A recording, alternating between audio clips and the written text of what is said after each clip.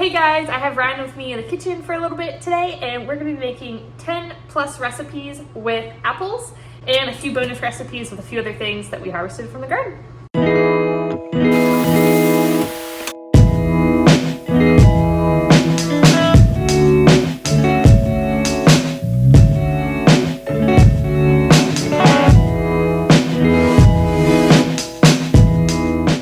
My grandpa surprised me with 2 big bushels of apples. First things first, it's morning here, so we need to make breakfast. I'm gonna whip together some pancakes.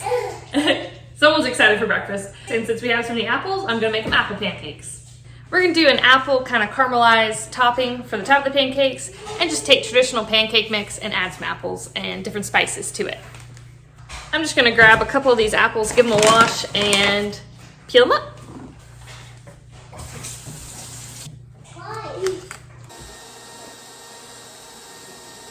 I'm using my KitchenAid spiralizer attachment. It peels, cores, and slices the apples, but then we're also just going to give them a quick rough dice to chop them up a little bit finer for our apple pancakes. I'm going to start with the apple kind of topping for the pancakes. I like to do the least amount of dishes that I have to, so I'm just going to reuse my water pot that I've had going for tea. I've been enjoying having hot herbal tea in the mornings, but first I need to dump out this hot water. It feels like fall outside, so this tea is perfect. I've really been enjoying this one lately. It's by David's Tea. It's their fall tea sampler. When you open it, it has, let me flip it over so they don't all fall out. When you open it, it just has several different tins of teas. Some are already empty, but let's figure out what we want to make today. I'm going to do the English toffee tea this morning, so let's make that one.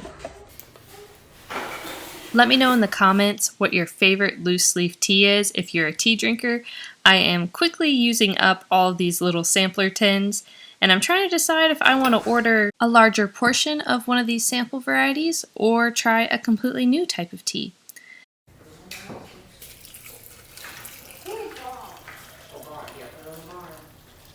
So let me know in the comments what your favorite tea variety is and where you order it from. Thanks!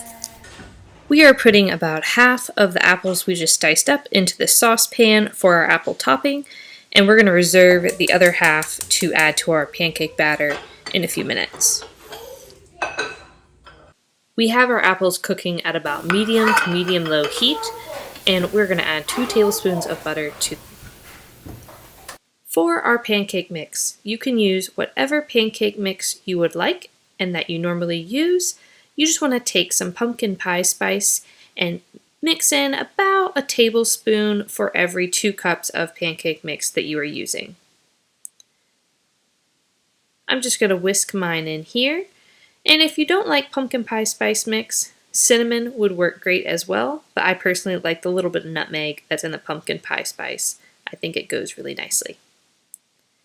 And then you just follow the instructions on your pancake premix or recipe, whatever you are using, and mix it all together. I like to get my pancake mix to the correct consistency first before we add our diced apples. It just makes it a little easier to stir rather than have that chunks of apples in there from the get-go. So I'm just mixing it all together. Oh, my whisk broke here. I really need to super glue that back together. We're just going to give it a little whisk, and now we are going to add it to our skillet. Also remember to occasionally stir your apple mixture as it's cooking. Once your apples are soft, you want to add about 2 tablespoons of honey and a little bit of cinnamon to your apples.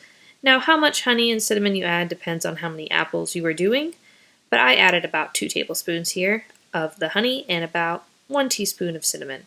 You just want to continue to stir your apples until they're nice and caramelized and soft. I have some melted butter in my preheated cast iron skillet. I like to make my butter browned butter and cook it just until it just starts to turn brown. I think it gives the pancake a nice kind of nutty texture and flavor that's yummy. Go ahead and cook your pancakes however you prefer them to be done, and then once they're finished, you just go ahead and add the apple topping on the top. And then I like to dollop just a little bit of Cool Whip to the top of mine and another little sprinkle of cinnamon or the pumpkin pie spice to finish it off. You can use this same concept with basically any type of fruit that you want. You can make it a peach pancake or blueberries. Just making that extra topping on top with the fruit makes all the difference. This apple pancake tastes basically like an apple pie. We just finished up with breakfast. It was really good. So rather than wash all of these apples individually, I think I'm gonna clean my sink out really well and just fill up my sink with water and let them soak in the sink. I'm not positive what these apples have been sprayed with, so I'm just gonna go ahead and make sure they're thoroughly cleaned and washed, just as a precautionary measure. One of my favorite things to use to clean this farmhouse sink is just some baking soda. We buy the really big bag from Costco. So I have a separate jar for cooking and a separate jar for cleaning. This is my cleaning jar. It's a recycled peanut butter jar. I like to use natural cleaning solutions whenever I can because harsh chemicals typically cause me to have a migraine, and that is best avoided if we can help it.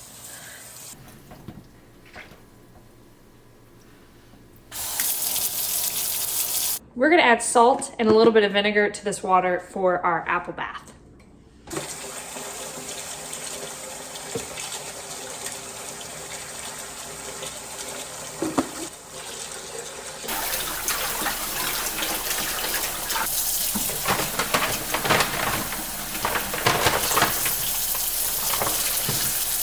As I'm putting them into the bath, if there's just any leaves on them, I'm just plucking those off. Shout out again to my grandpa for giving me all these apples. This is awesome. I'm so excited to see what we can do with them today. I have at least 10 plus recipes I know I want to make, so it's going to be a fun-filled day. I don't remember exactly what variety of apples he said he picked up, but they will be tasty nonetheless, regardless of what the variety they are. Now, he did say these were a bag of seconds from the orchard, but honestly, there's only been one or two that have been bruised. There's a couple that have some spots on them, but for the most part, they look great.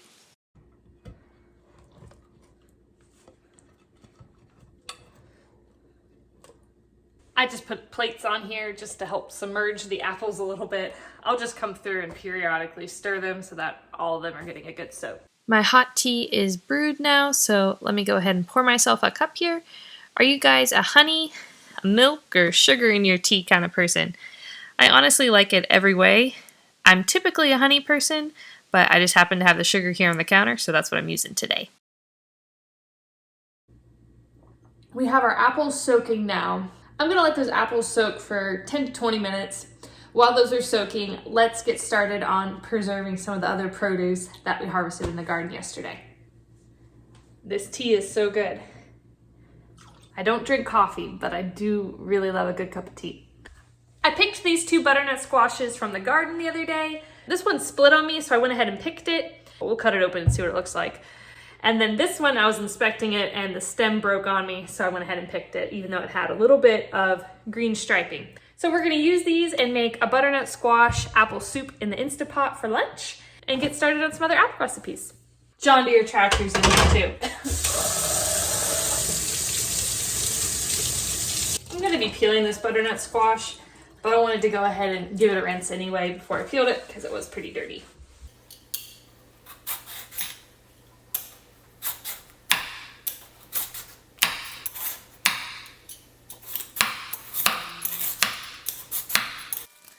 This butternut squash grew out of our compost pile, and we are going to take the peelings and the seeds and put it right back into the compost pile. Maybe we'll get another free volunteer plant. That'd be great.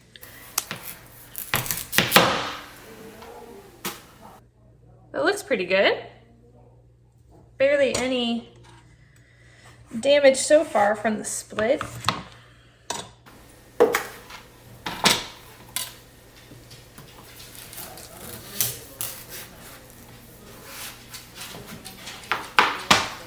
It didn't go very deep, so that's good. We can utilize most of this squash still.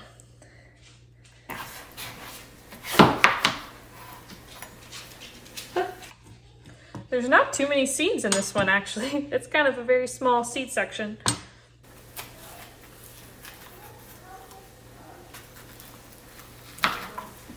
The first thing we're gonna do for our butternut squash apple soup is we're gonna turn the Instant Pot onto the saute function and saute up some onions. These are some onions that we grew together in the garden, And I am going to chop these up and saute them with just a little bit of butter.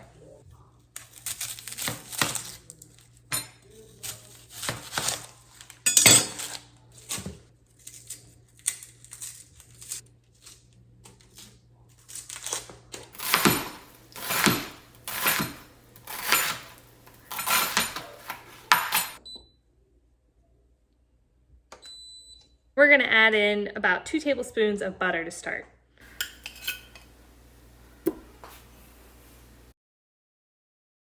Then we're just going to add our chopped onion to the butter mixture.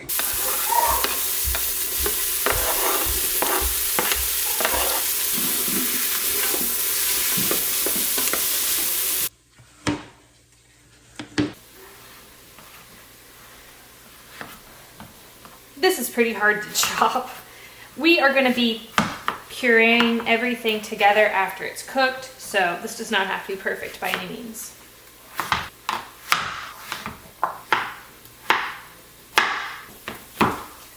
Whenever I chop up butternut squash, it always makes my hands feel kind of dry and almost like chalky. There's some weird chemical reaction or something that happens. We are going to add the chopped butternut squash into the Instant Pot.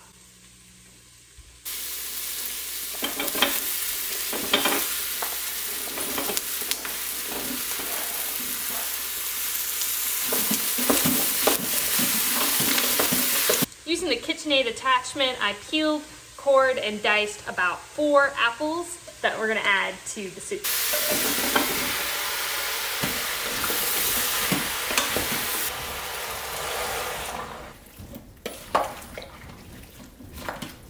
Whenever I make chicken stock, I often freeze the cubes. I'm going to add a couple of these into our soup mixture with the water. I have some carrots from the garden too that we're going to add to the soup. I love being able to use ingredients that we grow. The carrots, onions, and butternut squash were all from the garden, and the chicken stock even too, because we raised the chickens. That's a pretty good feeling. We're not aiming to be 100% self-sufficient, but definitely the more we can raise and grow ourselves, the better.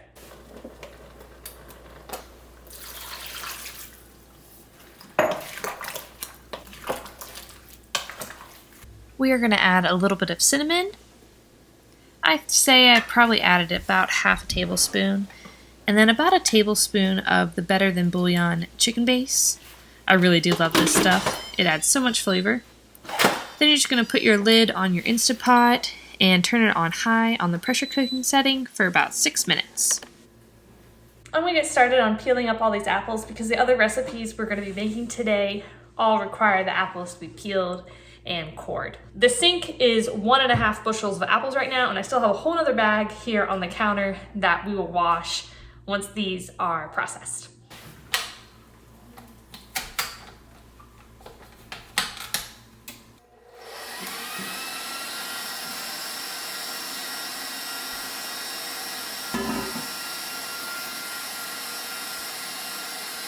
Ryan volunteered to come over and help me peel, and so I'm super thankful for his help because there's a lot of apples to go through. I remember doing applesauce growing up, and we always had a hand peeler. We'd sit there and crank and crank and crank and use 2 hands occasionally. So this KitchenAid's a lot easier.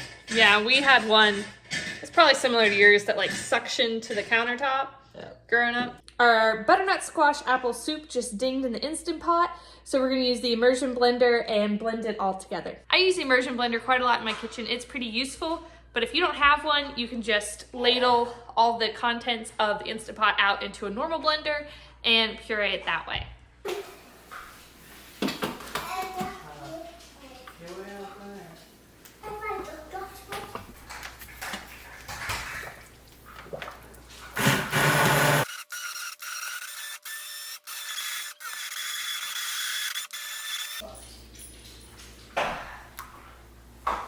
I'm gonna add just a little bit of feta cheese to the top of the soup. You could also add some white cheddar cheese. That would be really yummy too.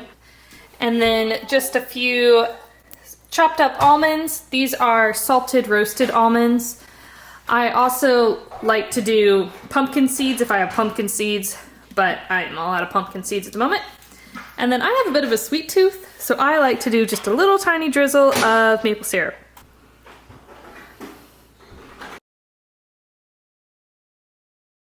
This is also a great recipe that you can turn into a freezer meal. Just let it cool and then you can pop it into the freezer in a freezer safe container. I'm gonna mix up some apple scones next. I'm gonna go ahead and do a double batch so that I can freeze some of them for later on. Ryan's still working next to me, helping me peel all these apples. The container's getting pretty full, so he's doing a good job, making good work of it, so thank you. Thanks. I'm going to preheat my oven to 400 degrees Fahrenheit. My scone recipe calls for 1/3 cup of butter, but we're just gonna use coconut oil today, and since I'm doubling it, I'm gonna do 2/3 cup. We just need to melt this coconut oil on the stove, or you can use a microwave if you prefer. I have 2/3 cup of sugar, 3.5 cups of all-purpose flour. Then we're gonna add 2 teaspoons of baking powder and 1 teaspoon of baking soda. You wanna mix together your dry ingredients before you add your wet, but honestly, it'll still turn out great even if you dump everything in one bowl, because I've definitely done that a few times too. That's all of our dry ingredients. The coconut oil is melting on the stove, and our other wet ingredient is buttermilk. We need 1 1/3 cup of buttermilk. I don't have any buttermilk, but you can make your own buttermilk, in case you didn't know. You just take regular milk. You can also use almond milk or an oat milk or some alternative non-dairy milk. And then you need to add acid of some sort. I'm just using apple cider vinegar since we're gonna be turning these scones into apple scones anyway. You can also use lemon juice or regular white vinegar as well. You just want to replace about a tablespoon of whatever dairy or non-dairy milk product you're using with that acid per cup, if that makes sense. So you're still gonna end up with 1 1/3 cup of liquid. Your ratio of liquid is not going to change. And you wanna let it sit in your bowl for about 15 minutes or so till it starts to curdle, and I'll show you what that looks like.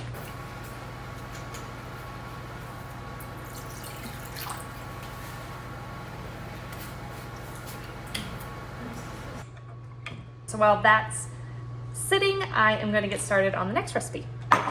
We're gonna make some apple pie filling to go into the freezer next. I'm gonna steal some of these apples from Ryan and we'll get started on the next recipe. First, I'm just gonna mix up the ingredients and then we'll add the apples to it. This is gonna make enough for 2 apple pies to go into the freezer. I need 2.5 cups of sugar.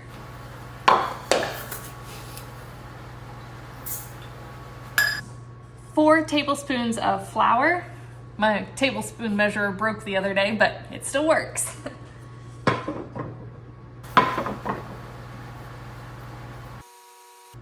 2 tablespoons of cinnamon, and 2 teaspoons of nutmeg. Together, and then add about 16 or so of the apples, and I'm just gonna slice them up before we mix them in.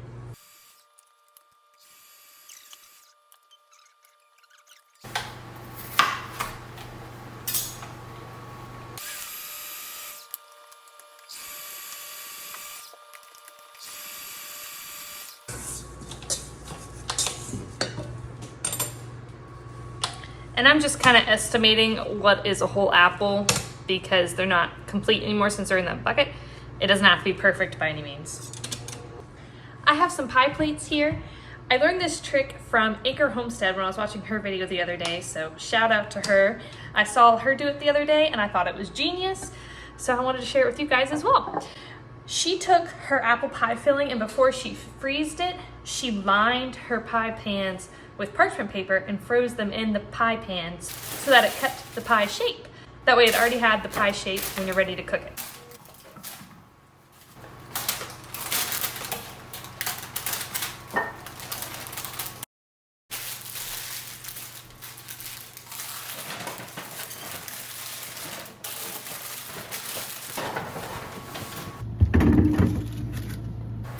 I am making some apple crisp now. I have our whole bowl full now of apples that I just went ahead and quartered. We're gonna add about 4 tablespoons of lemon juice, 4 teaspoons of cinnamon, and 4 tablespoons of sugar to this mixture before we put it into our pan. It'll be nice to have a few of these desserts in the freezer so we can have some fresh apples all winter long.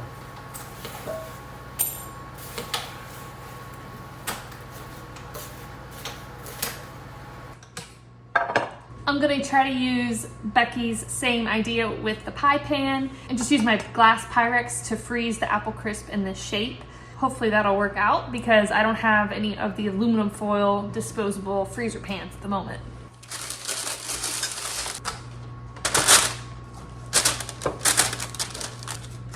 We have one 13x9 pan and then two smaller pans for our apple crisp. Now we just need to put the topping on. I'm just gonna reuse the same bowl that I've been using for my fillings because I don't want to dirty another one. 2 cups of all-purpose flour.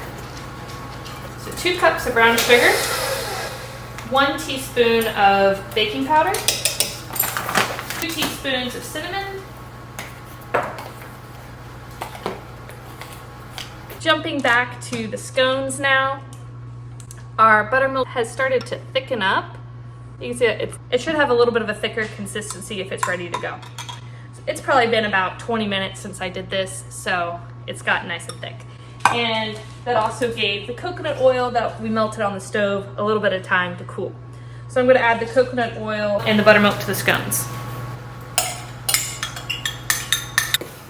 Stir your dough mixture just until everything is incorporated. You don't want to overwork it because we are going to be adding a few other ingredients here in a minute. I put the scone stuff to the side for a second. Coming back over to our topping now, our coconut oil has finished melting on the stove. We just need 1 cup of a fat. You could use coconut oil or butter. Either works.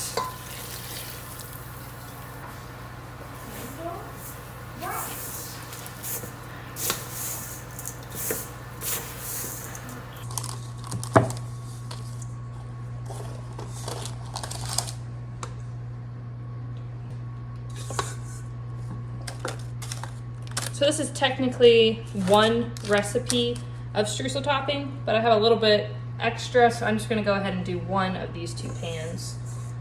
Make it stretch a little bit farther. Traditionally, I bake my apple crisp at 375 degrees Fahrenheit for 40 minutes, but that is just like this. Since we're gonna be freezing this, that time will increase. I'm gonna put another piece of foil over the top and then we'll stick these into the freezer.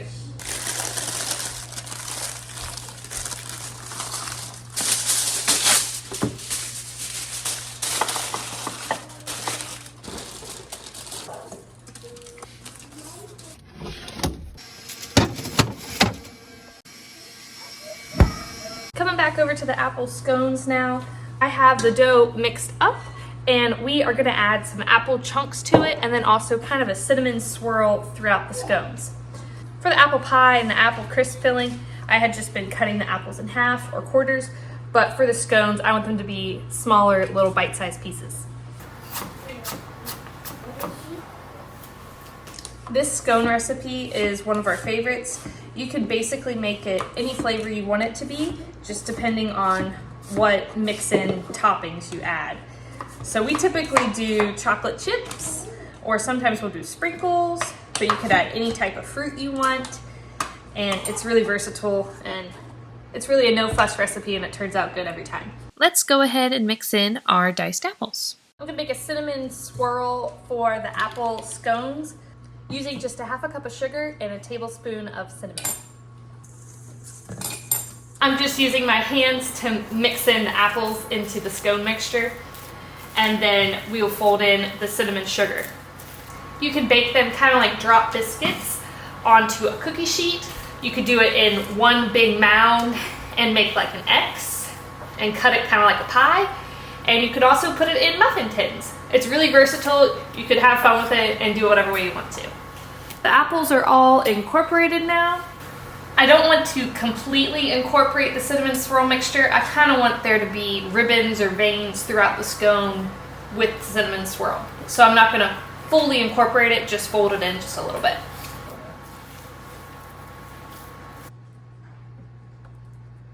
As you can see, I decided to go with the kind of drop biscuit method today. I just put the scones in the oven at 400 degrees for about 15 to 20 minutes.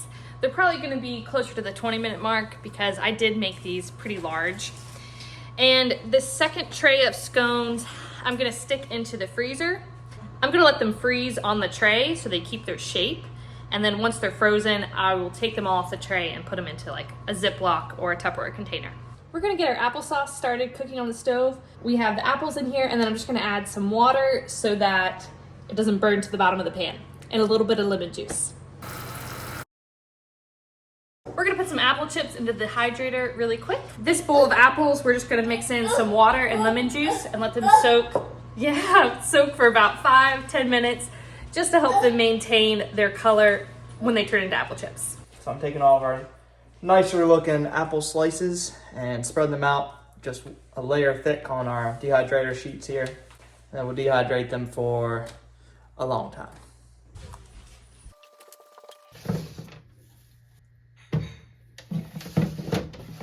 Alright, got all the trays in there. We're gonna run this for 10 to 12 hours at 135.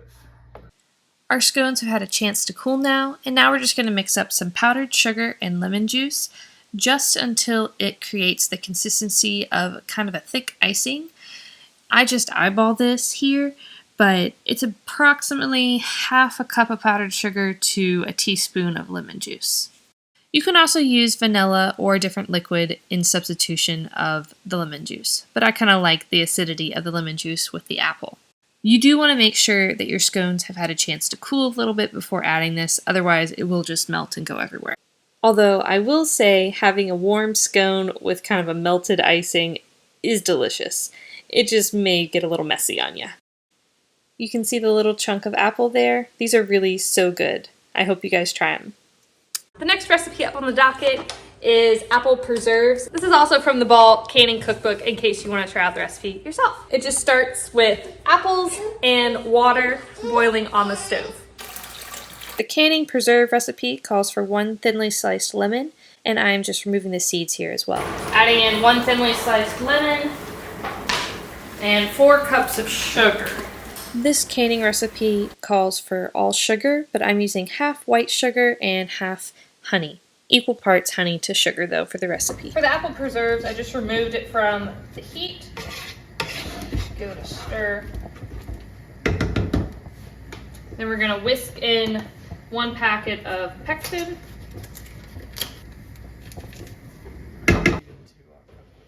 I'm just stirring my applesauce and also getting another pot of water boiling for my canning lids. This ball recipe calls for leaving the whole slices of lemon in the jars, and I think it gives it such a pretty little look. We have spent the entire day in the kitchen today, and now it's time to make dinner too. I still have this other butternut squash that we picked from the garden, so I'm gonna be making a butternut squash, apple, kind of sheet pan roasted dinner with some sage turkey meatballs. I'm gonna start by just cutting up this butternut squash into cubes.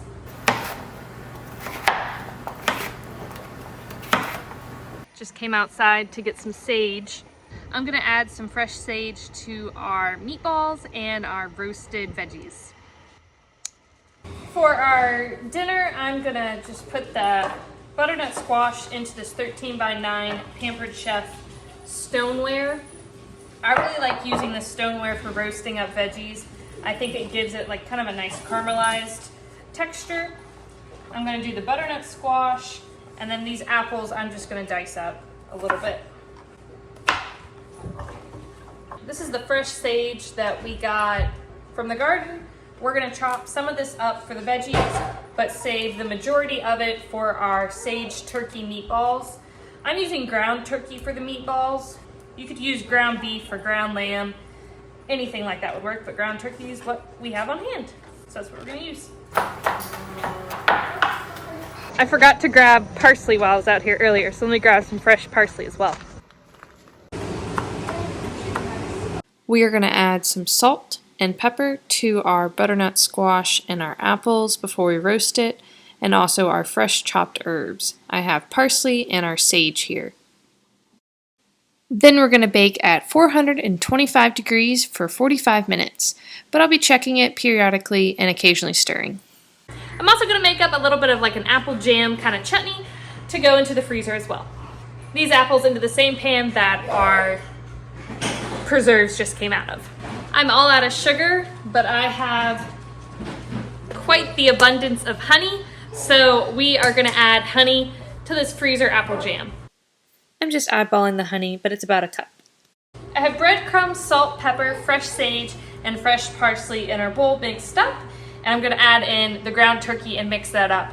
I already have my cast iron preheating on the stove, and I'm just gonna add a couple tablespoons of olive oil to preheat too, to get that going. And our apple preserves just came to a boil. I have it in the pressure canner, but I'm just using that as a water bath canner. I didn't seal it, and the steam valve is free on top, so steam can flow out. The freezer apple jam is also cooking away. I just added a little bit of lemon juice to that, and our applesauce is cooking, and I've just been stirring it periodically. I went ahead and took the applesauce off the big burner so that I could cook up these turkey sage meatballs in the skillet. Our butternut squash apple roasted veggies are in the oven at 425, and it's probably going to take about 30-45 minutes.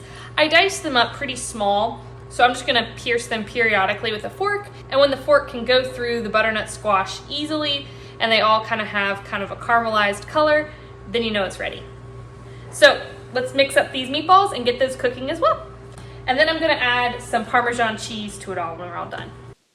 I'm cooking my meatballs completely on the stovetop today. Cooking meatballs in the Instapot is also another great option.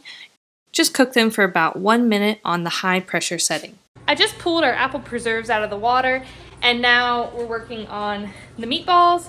They got a little crispy on me here, but I'm just adding a little bit of water and then some of this Better Than bouillon base. And I just did a little bit of liquid in there. It's covering maybe the lower third portion of the meatballs, so the meatballs are not completely submerged. That way they won't lose the crispy crust on them. Now these ones have a little bit of an extra crispy crust because I did cook them a minute or two too long. I have some green beans here that we picked in the garden together the other day. I'm just gonna wash these and steam them up to go with our sausage for dinner. We just need to snap off the ends of these green beans. I also have some of the red Chinese noodle beans in here as well. Our roasted butternut squash and apples are ready to go. Our applesauce is also done cooking. I just pulled a tiny bit of the applesauce out of the pan before I can it up, just to make sure it tasted good. This applesauce definitely isn't quite as sweet as the last batch I made. That's probably just because of the type of apple. The last batch I used 3 different varieties of apples and blended them together. I'm not even sure what exactly these varieties of apples were, but it's still really yummy. I'm gonna can up some chunky applesauce, and then I'm gonna puree the rest and save the rest of it that way. I'm gonna throw the first batch of applesauce into the canner before dinner. I'm gonna mix it up a little bit and do a few different things with this applesauce after dinner. But for now, I'm gonna get 1 batch of the chunky, unsweetened applesauce into the canner. I'm really excited for this dinner. It smells so good. And it looks like we'll have plenty of leftovers too, which is always nice. I'm going to grate some fresh Parmesan cheese and a little bit of fresh cracked pepper onto our supper. I know I said a little bit of Parmesan cheese, but I went ahead and did a lot because you can't go wrong with that, right?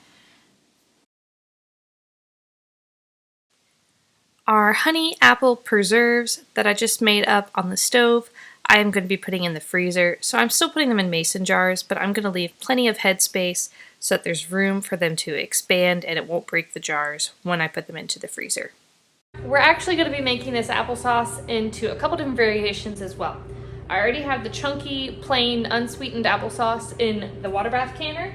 I'm going to use the immersion blender on what's left of this and can some of it unsweetened, and then I'm going to add some honey and cinnamon and make a honey cinnamon slightly sweetened applesauce version as well. Our applesauce is nice and smooth now. I'm going to can up a couple quarts of each type of applesauce. I did some of just plain unsweetened smooth applesauce, and then I added some honey, cinnamon, and nutmeg, and canned up some of that. I was able to do several jars of each variety, so that was nice. Well, it was a fun day today. Thanks for hanging out with me and keeping me company as I made all these different apple recipes. Hope you guys have a great rest of your day. Bye, y'all.